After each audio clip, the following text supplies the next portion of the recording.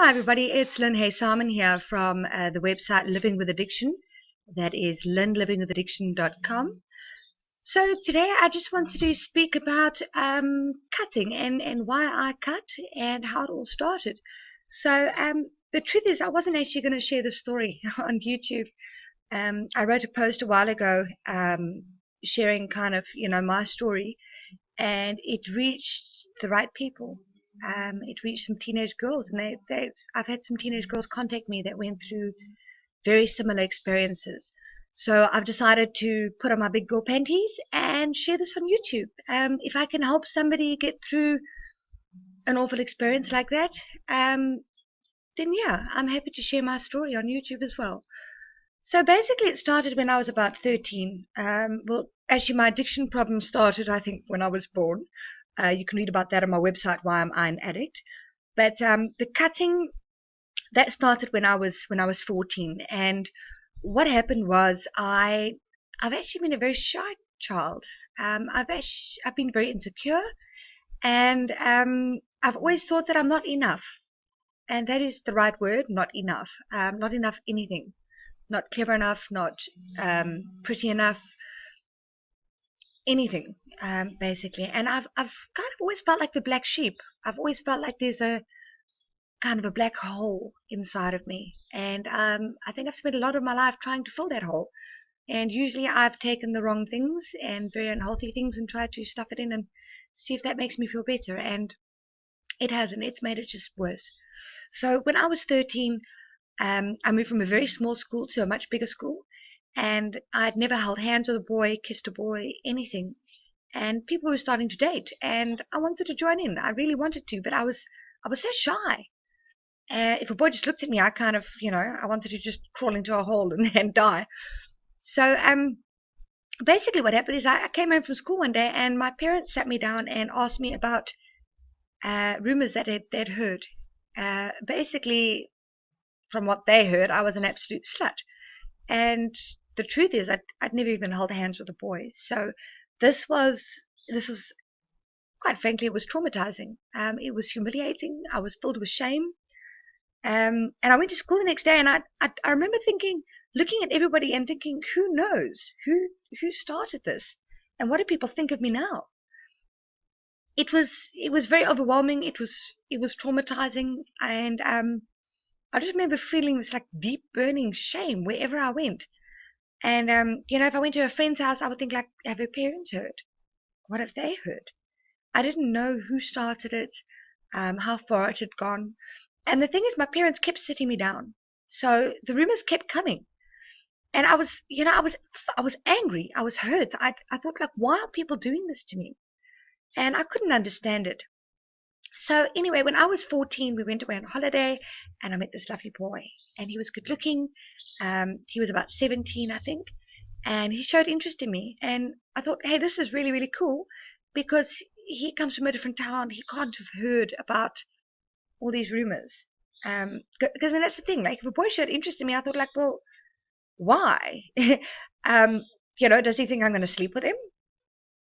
Because that was my reputation. And a lot of girls didn't want to be friends with me because they thought that I was a slut, and their parents know that I'm a slut. So yeah, I thought I had a very bad reputation. So this boy showed interest in me, and first he held my hand, and a bit later on in the day he kissed me, and he was leaving the next day. So he asked me to sneak out, and I said, hell yes, I'm on my way.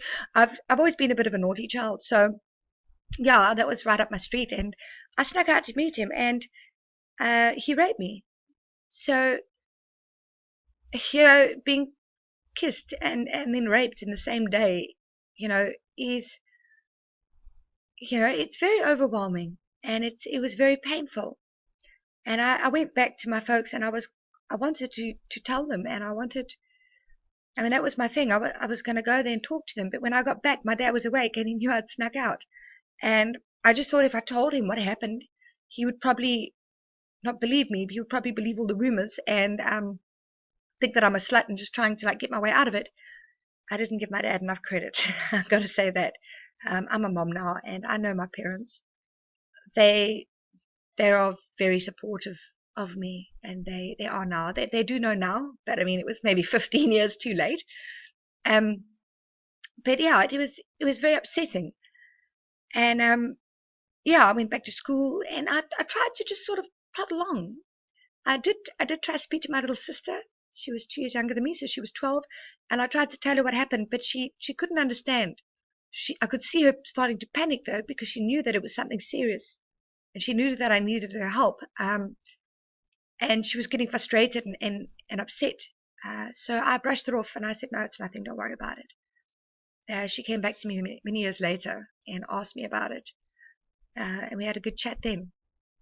Uh, So a couple of months later, I was raped again, and I'm not going to share any details of that because that involves other people, and it's not just my story, and I don't want to pin blame or make anybody else feel responsible for what happened to me.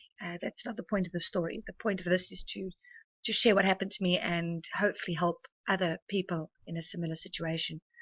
So after that rape, what happened was it was like a switch went off in me. That was the fuck it switch. I just went. Um, yeah, after the first one, I tried to just kind of plod along and carry on. And after the second rape, I just went wild. I rebelled against my mom. I, my mom knew something was wrong, but she didn't know exactly what, and she was trying to help me. But I think I kind of started pushing against her, and I think I took all my hate and my anger and I threw it at my mom. And it was a very hard time, and I started cutting. I can't explain why I'd started doing it. I don't even know where I got the idea from. One day I was just holding a blade and I started cutting into my arm. Um, it made me feel nothing. It made me feel numb. It took away all the feelings of shame and pain and anger and hurt and fear, and I just felt absolutely numb. I felt this blissful nothingness. So I started cutting quite regularly. I'm very fortunate though that I never really started. I know some people have cut so badly they've landed up in hospital with loss of blood, and they've got these huge scars, and it's pretty bad. I made a few cuts on my arm. I do still have scars from that, but it's not something that someone would look at and say, "Oh my God, you cut yourself." It's only if I show people, then they can kind of pick it up. But it's luckily it's not too noticeable now. And I stopped because my mom, she saw my blood through my white school top, and pulled my top up and saw the cuts, which you could see while they were healing were quite obviously self-inflicted. And my mom didn't know what to do, and I couldn't explain myself. How do you explain to your mom when you're 14 that you just like cutting big gashes into your arm? It's not really normal behavior, is it? So I was embarrassed. My mom didn't know what to do. I lashed out, and yeah, it kind of, I just stopped. I was too scared to carry on. I didn't want that crap in my life. But of course, then what happened, being an addict, I had to find another way to escape, didn't I?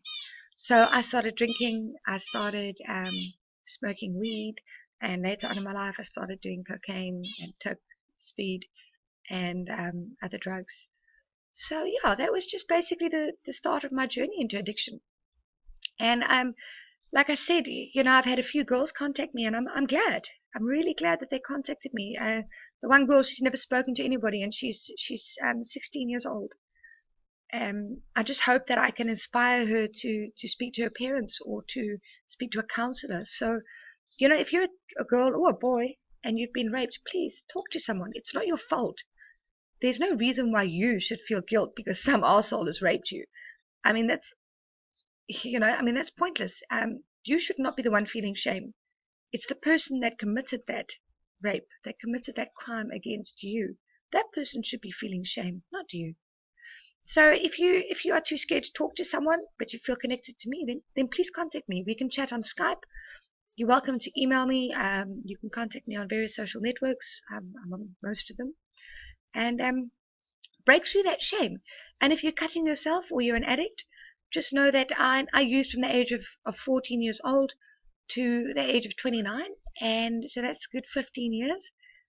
And I was considered a lost cause. And I'm 7 years clean now from drugs and alcohol. and I am 6 months clean from smoking cigarettes. So if you need some help or advice or just want to kind of offload, just contact me. Thank you.